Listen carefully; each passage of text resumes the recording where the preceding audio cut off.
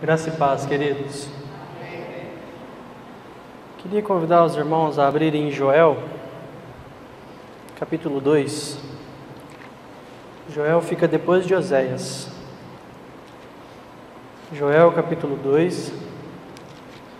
E eu quero ler dois versículos com os irmãos, o versículo 12 e o versículo 13. Joel, capítulo 2, o versículo 12 e o versículo 13 diz assim: Ainda assim, agora mesmo diz o Senhor, convertei-vos a mim de todo o vosso coração, e isso com jejuns, com choro e com pranto. Rasgai o vosso coração, e não as vossas vestes, e convertei-vos ao Senhor, vosso Deus, porque Ele é misericordioso e compassivo, e tardio em irar-se, e grande em benignidade, e se arrepende do mal. Há uma versão, irmãos, versão fácil de ler, chama.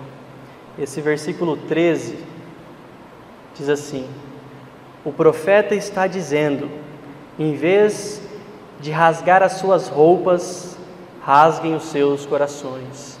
Aqui, irmãos, fala de um arrependimento de dentro para fora. Mudem as suas vidas e voltem para o Senhor, seu Deus, o qual é bondoso e misericordioso. Ele não se ira com facilidade, está cheio de amor fiel e é disposto a perdoar. Vamos ter uma palavra de oração. Querido Pai, nós te agradecemos, porque até aqui, Pai, o Senhor tem nos sustentado. Obrigado, Pai, pela vida de cada irmão que está aqui essa noite, e nós clamamos a Ti que prepare, Pai, os nossos corações para ouvirmos da Tua palavra. Que Teu bendito Espírito, Pai, traga luz e entendimento para que possamos compreender, Pai, as insondáveis riquezas de Cristo. Fala conosco essa noite e assim como lemos aqui no texto, Pai, transforma os nossos corações de dentro para fora. Pai, em nome de Jesus, amém. Eu queria tratar com os irmãos um tema muito, muito importante. E eu acredito que este tema é o princípio da nossa conversão ao Senhor, porém ele não para por aí, né? Eu quero falar com os irmãos sobre arrependimento. Nós precisamos, irmãos, nos arrepender quando nós conhecemos o Senhor, mas o arrependimento ele é diário. Dia a dia nós precisamos nos arrepender. Pelo fato de que todos os dias, às vezes até inconscientemente, nós ofendemos o Senhor. Então nós precisamos nos arrependermos dos nossos atos. É claro que hoje, pelo sacrifício bendito do Cordeiro, o Pai olha para nós e contempla o seu Filho. Quando o Senhor Jesus Cristo, depois de ser batizado saindo das águas e desceu a pomba, e veio aquela grande voz dos céus e disse: Este é o meu Filho amado, em quem eu tenho o meu total prazer. Nós sabemos que depois que nós cremos no Senhor Jesus e na totalidade da sua obra, na nossa morte, no nosso sepultamento e na nossa ressurreição juntamente com Cristo, agora o Pai olha para nós e vê o Filho, porque o Filho passa a habitar dentro de nós. Então o Pai tem prazer em nós também. Mas no nosso dia a dia, Paulo diz assim: não entristeçais o Espírito. Nós sabemos, irmãos, que a maior das evidências que nós cremos no Senhor e que nós nascemos de novo é o arrependimento. Tem uma frase, eu não me lembro o nome do irmão, mas que diz assim: depois que criei em Cristo, nunca mais pequei em paz. Porque o Espírito agora habitando em nós, quando nós fazemos algo que não agrada ao Senhor, isso gera em nós arrependimento. E é sobre isso que vamos falar essa noite, irmãos. Aqui o contexto, irmãos, do profeta Joel, havia uma grande praga de gafanhotos. Então havia fome, não havia trigo, não havia videiras, tudo tinha secado, irmãos.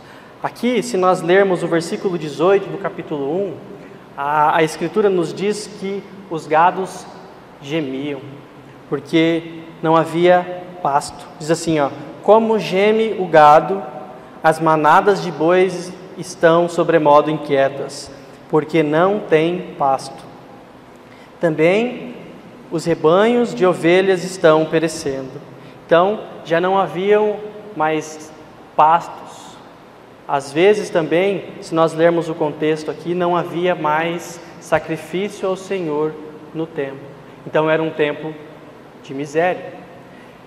E se nós olharmos o nosso contexto hoje, nós estamos vivendo por negligência, por falta de Cristo ser pregado nos púlpitos.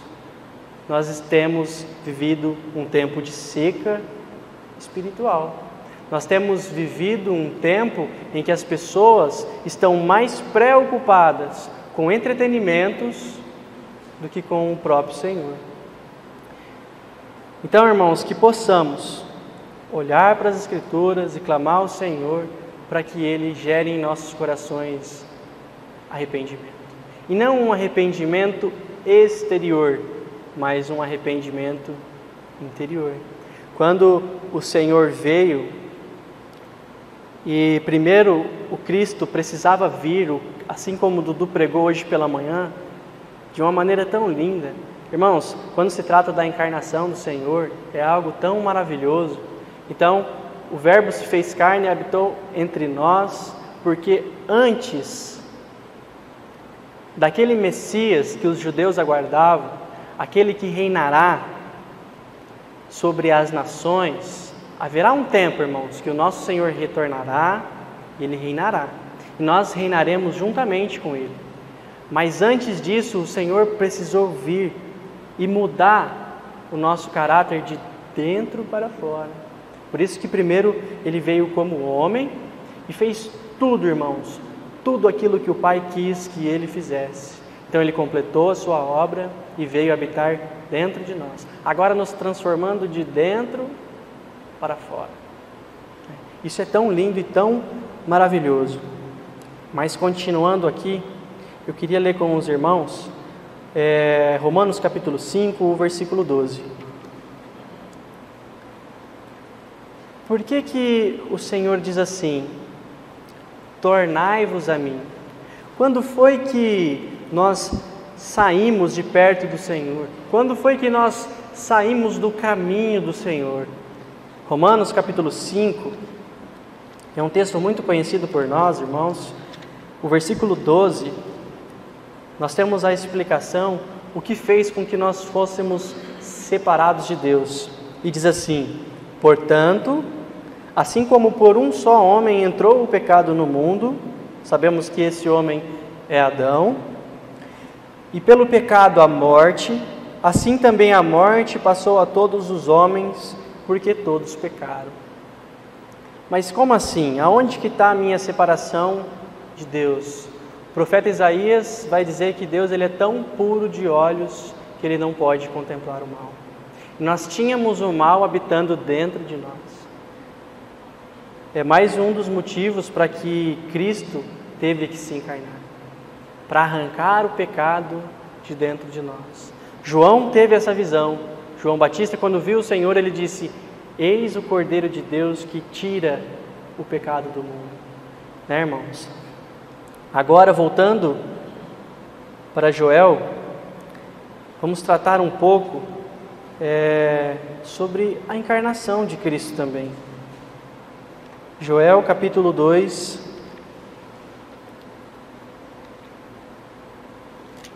o versículo 18. Havia fome, havia seca, não havia mais sacrifício ao Senhor no templo. Mas então, o Senhor diz assim, versículo 18, irmãos. Então o Senhor se tornou ou se mostrou zeloso da sua terra, compadeceu-se do seu povo. E Deus amou o mundo de tal maneira que deu o seu Filho unigênito. Irmãos, é praticamente o mesmo texto. Continuando, ele diz assim: e respondendo lhe disse, eis que vos envio o cereal. Aqui na comunidade, se eu não me engano, são 3 irmãos, o Cláudio, a tia Laira e o Carlinhos, 4 comigo, que tem uma Bíblia que é uma versão que chama Reina Valera. Está com a Reina Valera aí, né, Carlinhos? No lugar de cereal, o que fala? O versículo 19. E respondendo lhe disse, eis que vos envio o pão. Sabemos que o pão é o nosso Senhor. Continuando, irmãos. E o vinho e o óleo, e deles sereis fartos, e vos não entregarei mais ao opróbrio ou à vergonha entre as nações. Vamos dar uma olhada nesses 3 pontos, nessas 3 características que nós temos aqui, irmãos. Então eu queria convidar os irmãos, deixem marcado Joel capítulo 2, eu queria convidar os irmãos a abrirem em João capítulo 6. João capítulo 6, versículo 37, não. -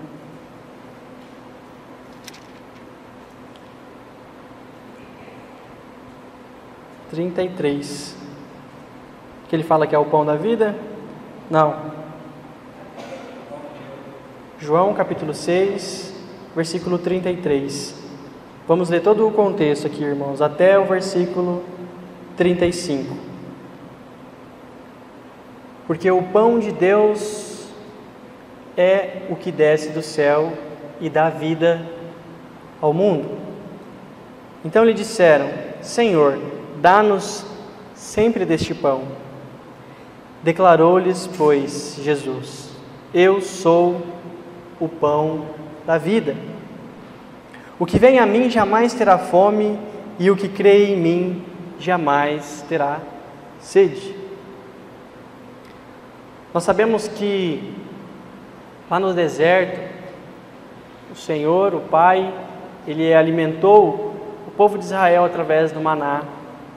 O contexto aqui diz que muitos judeus murmuraram com o próprio Senhor, porque Ele disse que era o pão da vida, o pão que desceu do céu, o pão que o Senhor nos prometeu e foi profetizado através do profeta Joel.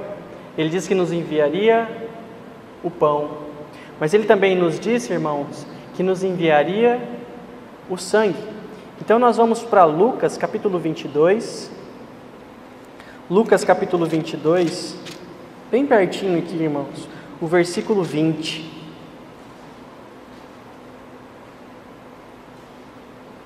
Vamos ler o 19, e ainda nós temos aqui o próprio Senhor falando do pão, e diz assim, e tomando um pão, tendo dado graças do partiu, lhes deu, dizendo, isto é o meu corpo, oferecido por vós. Fazei isto em memória de mim. Agora falando sobre o vinho, ele diz assim, semelhantemente, depois de cear, tomou o cálice dizendo, este é o cálice da nova aliança, no meu sangue derramado em favor de vós. Então nós temos outra profecia se cumprindo aqui, irmãos. Nós temos primeiro o pão, nós temos o vinho, e agora, irmãos, aquilo que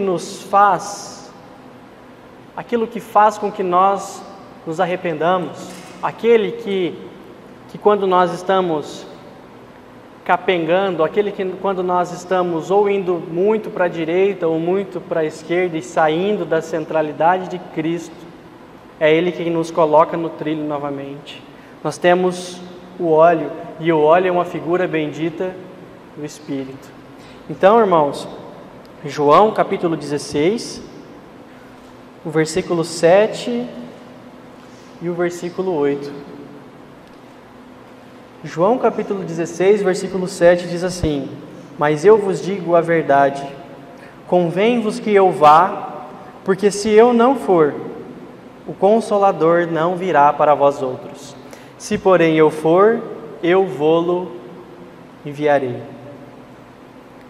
Versículo 8: Quando ele vier, converterá o mundo do pecado, da justiça e do juízo. Quando ele vier, convencerá o mundo do pecado, da justiça e do juízo.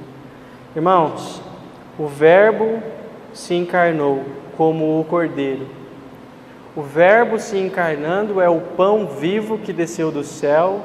Ele sendo imolado como o Cordeiro, o seu sangue foi derramado. E não simplesmente para por aí, mas ele nos deu o seu bendito Espírito.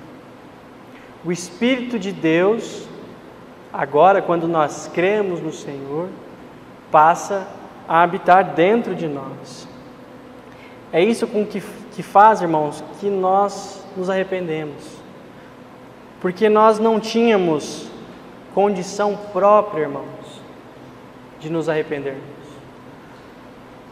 O apóstolo Paulo, em Romanos capítulo 3, vai dizer que não há um justo, não há quem busque a Deus. Nós sabemos que várias e várias vezes o ser humano tem tentado alcançar a Deus por meio da religião. E em todas as vezes que o ser humano tentou alcançar a Deus por meio da religião, ele falhou miseravelmente. Mas em uma única vez, através do Evangelho, que é Deus alcançando o homem, por meio do homem do Deus que se fez homem, o Verbo que se encarnou. Isso é lindo, irmãos. Isso é maravilhoso. Romanos capítulo 2, o versículo 4. Para nós termos base bíblica, que isso também não vem de nós, irmãos. O arrependimento não provém de nós próprios. O apóstolo Paulo diz assim, Romanos capítulo 2, versículo 4: Ou desprezas a riqueza da sua bondade e tolerância e longanimidade, ignorando que a bondade de Deus é que te conduz ao arrependimento. Isso não provém de nós, irmãos. Eu não ia falar sobre isso hoje, mas o Guilherme leu um texto, uma parábola ontem, e que estudando hoje pela tarde, o Senhor fez com que o meu coração queimasse a falar isso aos irmãos. E está em Lucas capítulo 15. Quero ser bem breve, irmãos, eu não vou explicar o contexto, vou passar bem rápido pelo texto, porque senão não vai dar tempo. É algo que todos nós conhecemos já, irmãos, é um texto muito conhecido por nós, que é a parábola dos 2 filhos. Lucas capítulo 15, a partir do verso 11, diz assim: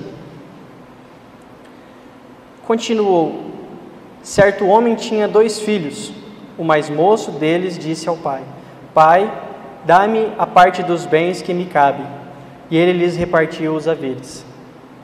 Passados não muitos dias, o filho mais moço, ajuntando tudo o que era seu, partiu para uma terra distante e lhe dissipou todos os seus bens, vivendo dissolutamente ou de modo libertino.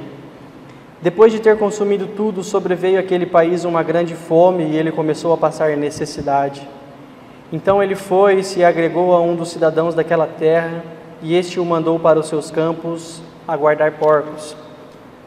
Ali desejava ele fartar-se de alfarrobas que os porcos comiam, mas ninguém lhe dava nada. Então, caindo em si, disse: Quantos trabalhadores de meu pai têm pão com fartura e eu aqui morro de fome? Levantar-me-ei e irei ter com o meu pai e lhe direi: Pai, pequei contra o céu e diante de ti. Já não sou digno de ser chamado teu filho, trata-me como um dos teus trabalhadores. E levantando-se foi para o seu pai. Vinha ele ainda longe, quando o seu pai o avistou e, compadecido dele, correndo, o abraçou e o beijou. E o filho lhe disse: Pai, pequei contra o céu e diante de ti, já não sou digno de ser chamado teu filho. O pai, porém, disse aos seus servos: Trazei depressa a melhor roupa, vestiu, ponde-lhe um anel no dedo e sandália nos pés. Trazei-me também e matai o novilho cevado, comamos e regozijemo-nos, porque este meu filho estava morto e reviveu, estava perdido e foi achado, e começaram a regozijar-se. Aqui, irmãos, se nós olharmos o contexto, fala de nós. Guilherme trouxe uma mensagem preciosa ontem, falando sobre essa parábola, e o versículo 17 diz: Então, caindo em si, ele se arrependeu. Ele viu o que ele tinha feito não era correto. E quando, irmãos, nós nos achegamos diante daquele que é o Rei dos Reis e o Senhor dos Senhores, e a sua glória brilha, irmãos, sobre nós, eu tenho plena convicção que não há a possibilidade das nossas vidas continuarem da mesma maneira. Deve haver uma mudança de vida em nós, irmãos. Quando nós conhecemos o Senhor através da sua palavra e o Evangelho é revelado em nossos corações, isso deve transformar as nossas vidas imediatamente. Nós temos Paulo, irmãos, e eu quero que os irmãos olhem esse texto comigo, está em Atos capítulo 9. Vamos ler esse texto e nós já voltamos para o nosso assunto. Atos capítulo 9. Vamos ler do versículo 1 ao versículo 9. Diz assim: Saulo, respirando ainda ameaças e morte contra os discípulos do Senhor, dirigiu-se ao sumo sacerdote. Aqui, irmãos, Saulo não tinha se encontrado com o Senhor ainda. Saulo era um religioso, um fariseu, que perseguia a igreja de Cristo. Versículo 2: E lhe pediu cartas para as sinagogas de Damasco, a fim de que, caso achasse alguns que eram do caminho, assim homens como mulheres, os levassem presos para Jerusalém. Seguindo ele estrada fora, ao aproximar-se de Damasco, subitamente uma luz do céu brilhou ao seu redor. Que luz que é essa, irmãos? É o próprio Senhor. E caindo por terra ouviu uma voz que lhe dizia: Saulo, Saulo, por que me persegues? Ele lhe perguntou: Quem és tu, Senhor? E a resposta foi: Eu sou Jesus, a quem tu persegues. Mas levanta-te e entra na cidade, onde te dirão o que te convém fazer. Os seus companheiros de viagem pararam emudecidos, ouvindo a voz, não vendo contudo ninguém. Então se levantou Saulo da terra, e abrindo os olhos, nada podia ver. E guiando-o pela mão, levaram-no para Damasco. Esteve 3 dias sem ver, durante os quais nada comeu nem bebeu. Do versículo 10 ao versículo 19, o Senhor vai falar com Ananias, e falando com Ananias, vai mandar que Ananias vai até Saulo. Então ele vai, ele ora com Saulo, e as escamas caem dos seus olhos. Irmãos, eu me arrisco a dizer que aqui, quando Saulo ficou cego, o Senhor o cegou para este mundo, mas quando Ananias orou, e as escamas dos olhos de Saulo caíram, eu creio que ali o Senhor lhe deu visão espiritual. Por que eu falo isso aos irmãos?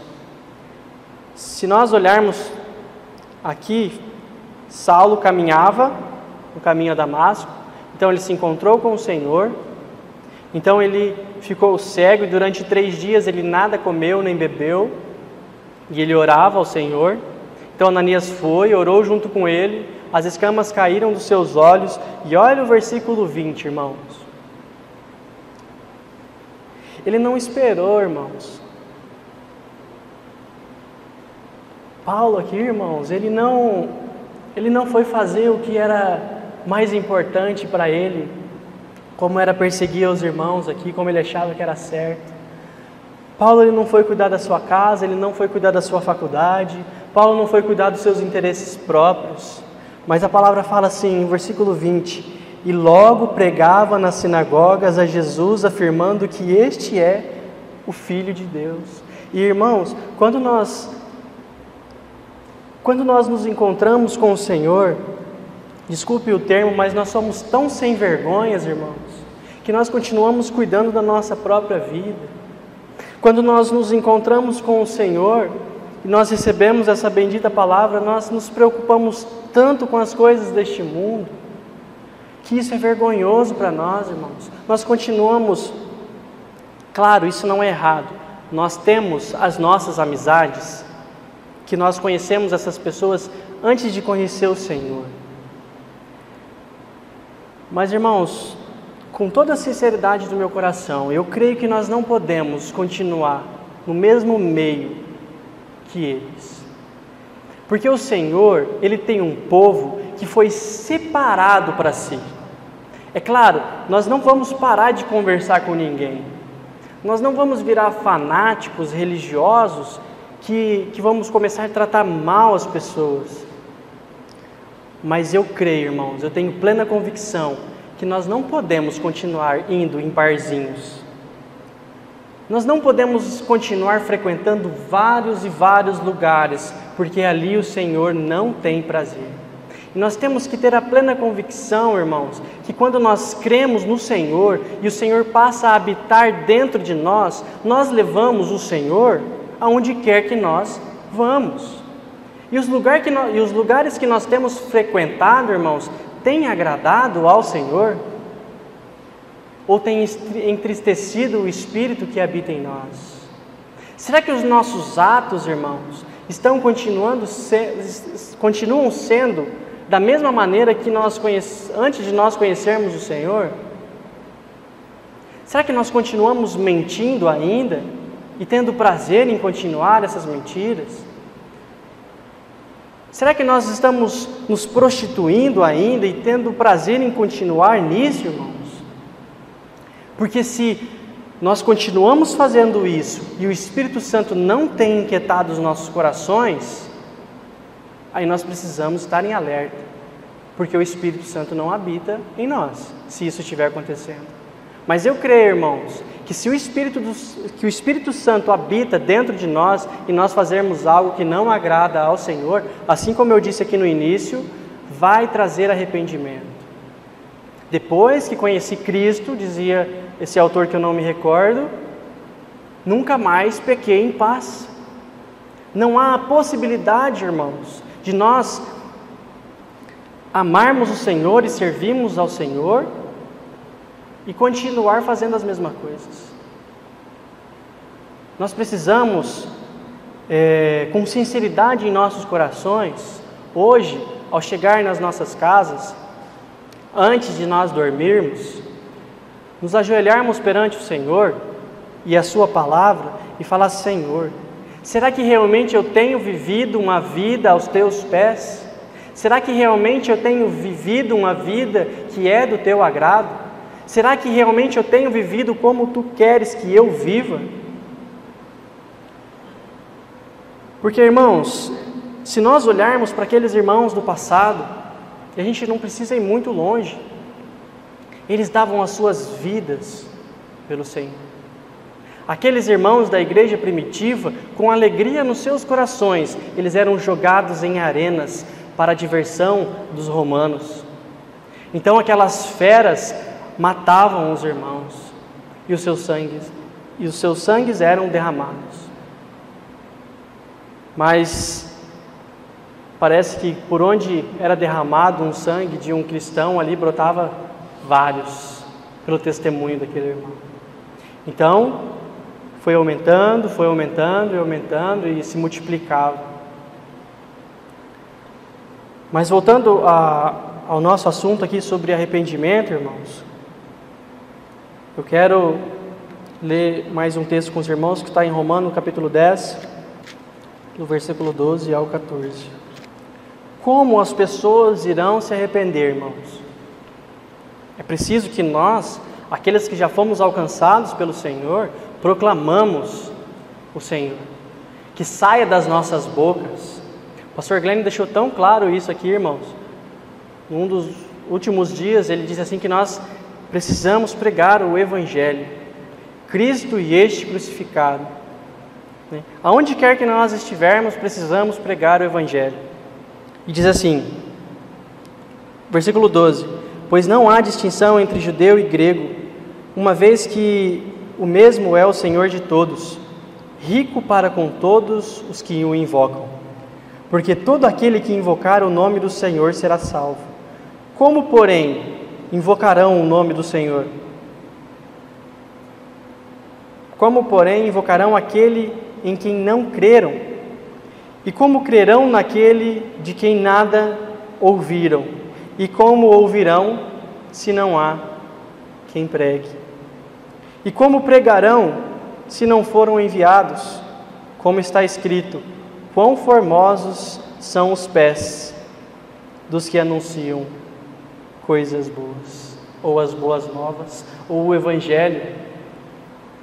E, queridos, qual era a pregação do Senhor Jesus? Qual era a pregação de João Batista? Em Mateus capítulo 3, versículo 1 e 2, vai falar que João pregava sobre arrependimento.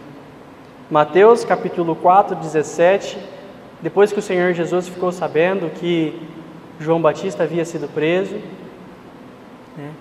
o que tinha acontecido com ele, passou ele a pregar: arrependei-vos, pois está perto o reino dos céus.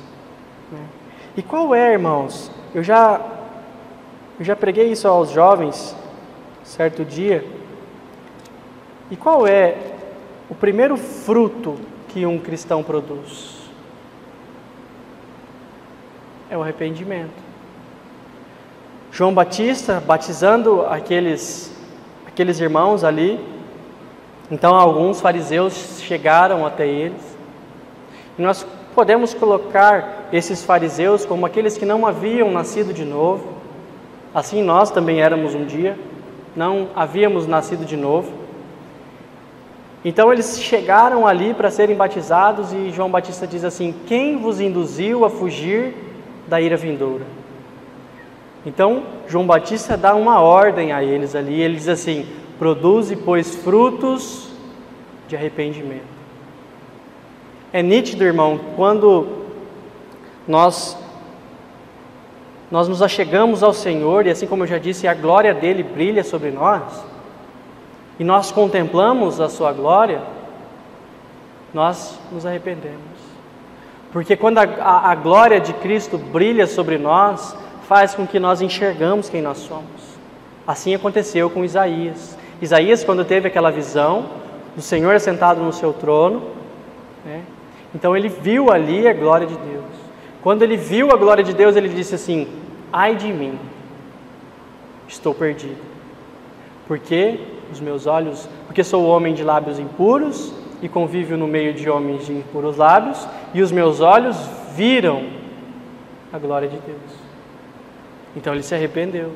Nós sabemos ali, irmãos, que depois que isso acontece, um anjo com um Satanás pega uma brasa viva do altar e encosta nos lábios de Isaías. Nós sabemos que o altar é uma figura linda da cruz, e aquela brasa viva é uma figura do nosso Senhor. Então, os lábios de Isaías são tocados, e prontamente, irmãos, quando Deus fala assim: quem há de ir por nós? Isaías diz assim: envia-me a mim, que também é uma figura linda do nosso Senhor, Quando o Pai, o Espírito e o Filho estão ali naquela reunião preciosa da Trindade, E o pai diz assim: quem há de ir por nós? E o filho prontamente diz: envia-me a mim.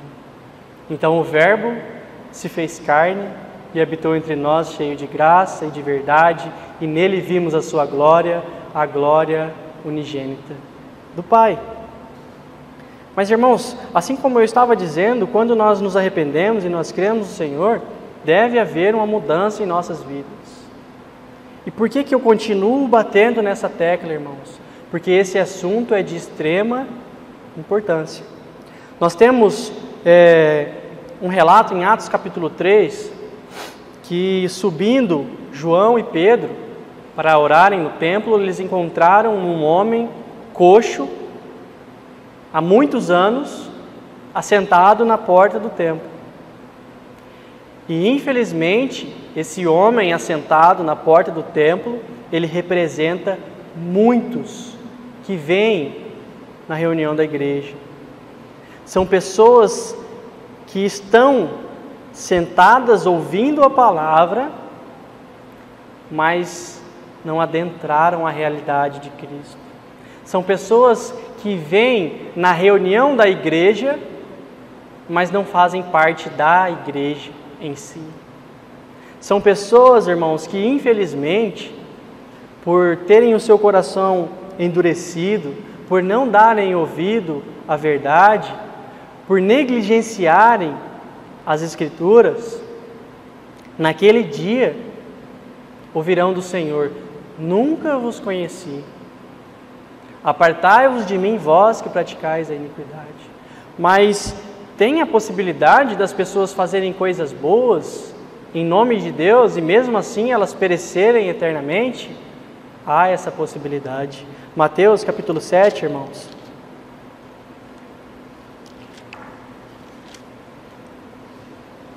Que também é um texto muito conhecido por nós. Mateus capítulo 7, o versículo 21. Diz assim, Mateus 7, 21, nem todo o que me diz Senhor, Senhor entrará no reino dos céus. Ou seja, as pessoas podem falar em nome do Senhor, as pessoas podem falar em nome de Deus, e mesmo assim elas não entrarão no reino dos céus. Por que elas não entrarão no reino dos céus? O versículo continua assim, mas aquele que faz a vontade de meu Pai que estás nos céus, esses serão os que entrarão. Então por que aqueles outros não entram? Porque eles não fazem a vontade do Pai. Versículo 22, muitos, não serão poucos, irmãos, muitos naquele dia hão de dizer-me, Senhor, Senhor, porventura não temos nós profetizados em Teu nome, e em Teu nome não expelimos demônios, e em Teu nome não fizemos muitos milagres? Ou seja, irmãos, profetizar em nome do Senhor é algo bom. Expulsar demônios em nome do Senhor é algo bom.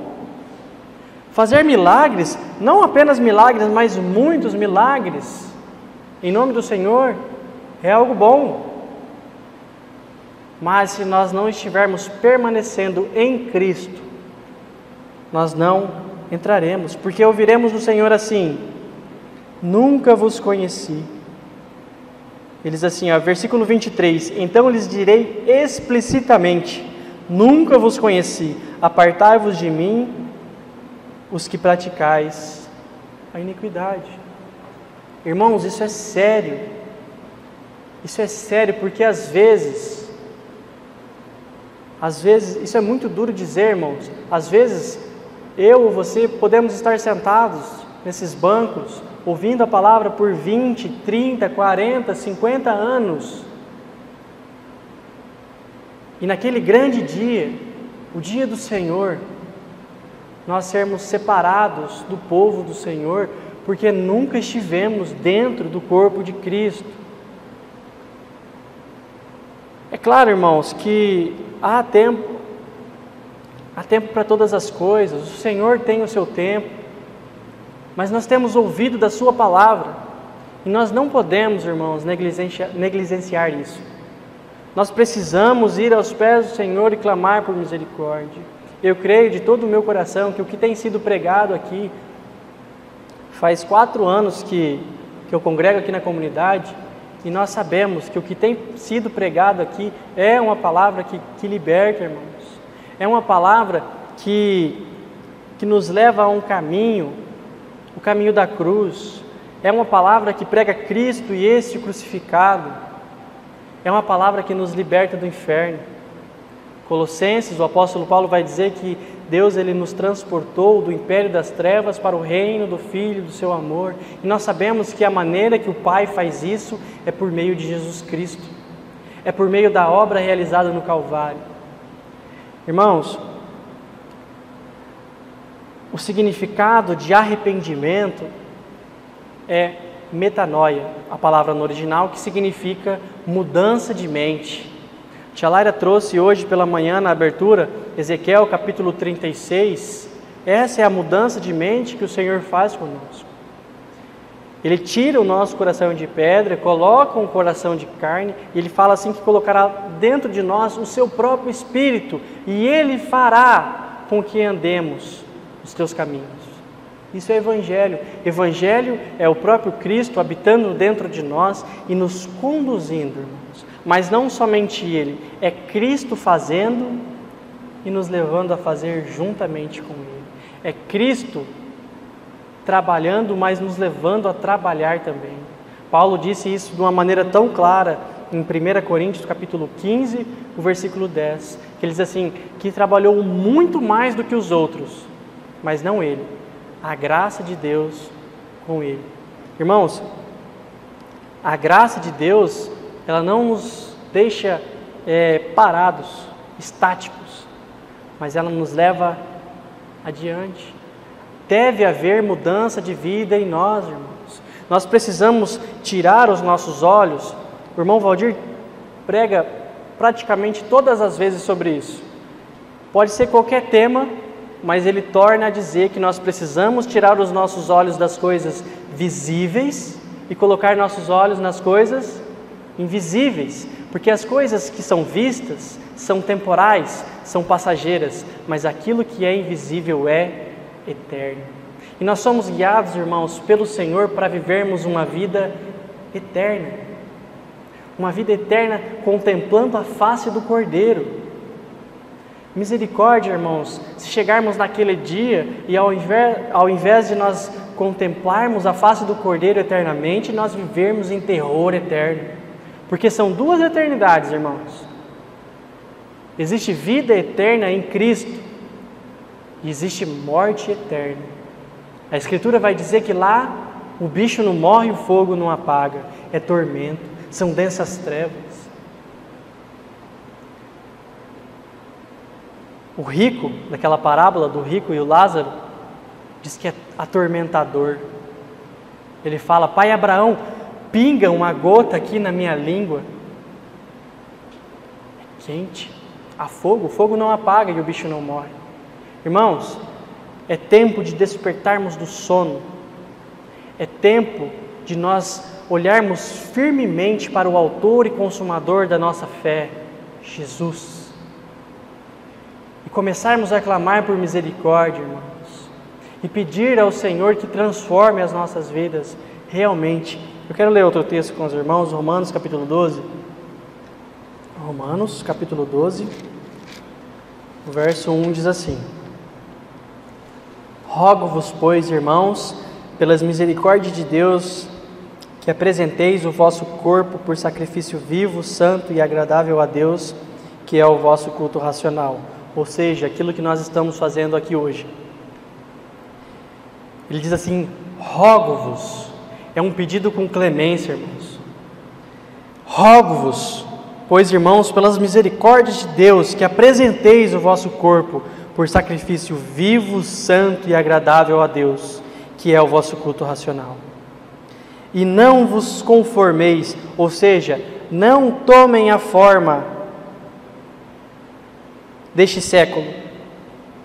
Nós gostamos, né, irmãos, de andarmos na tendência da moda, aquilo que foi lançado por último, aquilo que é novo. Nós sabemos que quem gostava de algo novo era o povo de Atenas, né? E eram povos idólatras. Mas nós não podemos tomar a forma do mundo, irmãos. O apóstolo João vai dizer assim: não ameis o mundo e nem as coisas que há no mundo, porque aquele que ama o mundo, o amor do Pai não está nele. Tiago vai dizer que aquele que ama o mundo é inimigo de Deus, aquele que faz amizade com o mundo é adúltero e é inimigo de Deus. Não podemos tomar a forma desse mundo. Esse mundo diz que nós podemos adorar o Senhor e continuarmos vivendo a nossa vida como nós bem entendemos. Tem uma figura tão linda disso, irmãos, aquela passagem em que Moisés e Arão vão até o faraó e falam que precisam ir a caminho de 3 dias para ali adorarem o Senhor, e precisam levar as suas crianças, as suas mulheres, os seus idosos, os seus animais juntamente com eles. E faraó começa a colocar um monte de empecilhos, coloca serviço, depois diz que pode ir só os homens, e assim por diante, irmãos. O mundo quer nos fazer pensar que nós podemos servir ao Senhor e continuarmos a nossa vida da maneira que nós bem entendemos. Mas nós temos, irmãos, um Senhor que é sério, um Senhor que Ele é justiça, um Senhor que Ele é santo. Nós não podemos, irmãos, continuar as nossas vidas da maneira que nós bem entendemos. Nós precisamos, irmãos, colocar a nossa boca no pó. 2 Coríntios, irmãos, capítulo 5, o versículo 14, né, Dudu?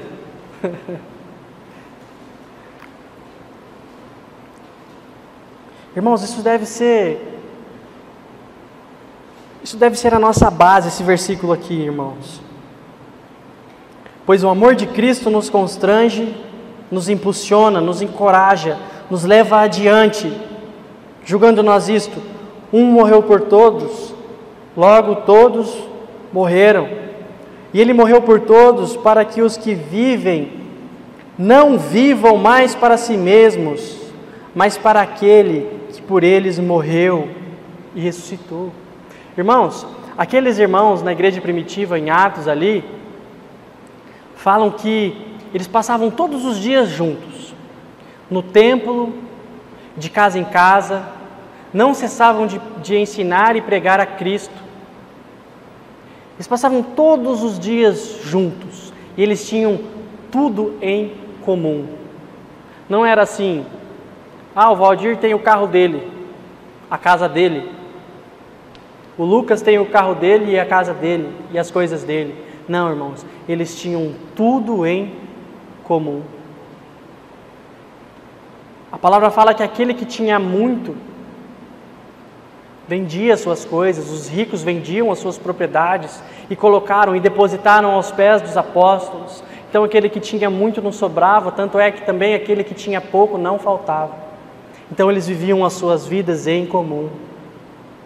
Nós temos a hipocrisia, irmãos, de falar que nós amamos os irmãos. Será mesmo que nós amamos os irmãos? Quantos aqui, nessa semana, ligou para algum irmão aqui da comunidade e perguntou se estava precisando de alguma coisa? Se estava padecendo a necessidade em algo? Não falo somente físico, irmãos, porque isso é fácil de se resolver hoje em dia, mas espiritual. Será que nós ligamos para algum dos irmãos essa semana? E eu me coloco no mesmo lugar do que os irmãos, porque eu não fiz isso. E será que nós ligamos para os irmãos e dissemos assim: irmãos, você está precisando de oração? Como tem sido a sua vida espiritual com o Senhor? Vamos nos reunir essa semana para compartilharmos da palavra? Será que nós temos feito isso, irmãos? Muitas vezes nós entramos num modo robótico. Não, segunda-feira é estudo no lar, na quarta-feira é culto, sexta-feira tem oração, sábado culto de jovens, domingo pela manhã culto escola bíblica, domingo à noite culto da família, o culto normal que nós temos. Mas o restante dos dias não. Aí eu vou fazer as minhas coisas, aí eu vou resolver os meus problemas, aí eu vou se preocupar comigo. É assim que nós vivemos, irmãos. Eu estava recentemente assistindo uma pregação do irmão Gerson Lima, que já esteve aqui conosco. Ele diz a importância de nós resgatarmos aquele espírito evangelístico, aquele espírito de nós nos reunirmos e irmos pregar o Evangelho. Não estou falando para a gente sair fazendo bagunça, assim como muitos fazem, né? Como nós temos visto. Ultimamente teve 2 eventos aqui na cidade, algo que totalmente contradiz aquilo que o Senhor tem para nós.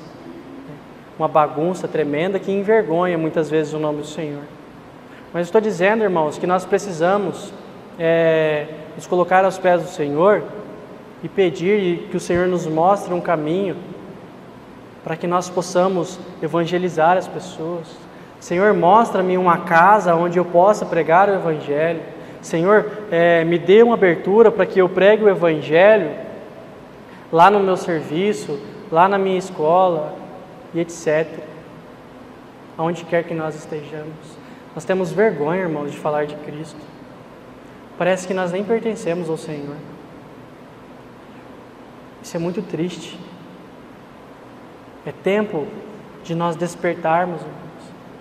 É triste nós sabermos que os nossos familiares têm descido a sepultura muitas vezes sem conhecer o Senhor. E às vezes o sangue desse familiar ou desse conhecido estará sobre as nossas cabeças porque deixamos de pregar o Evangelho. Não sei, às vezes por medo, às vezes por vergonha. Que possamos, irmãos, ir aos pés do Senhor e clamar por misericórdia, que Ele desperte esse espírito evangelístico em nós. É claro que nem todos irão crer, irmãos. É claro que a maioria, muitas pessoas deixarão até de conversar conosco, nos chamarão de fanático, de religiosos. Às vezes a pessoa vai falar assim, vamos lá no meu aniversário, bem no horário do culto.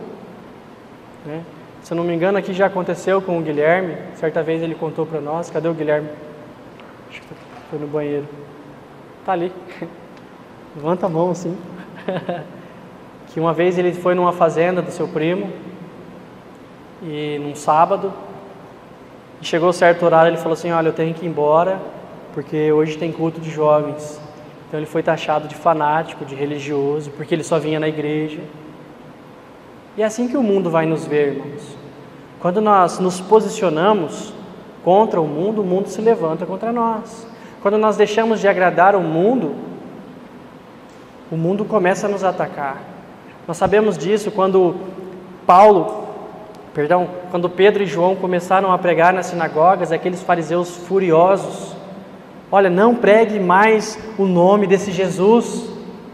O que eles disseram? Convém a nós agradar a homens ou a Deus?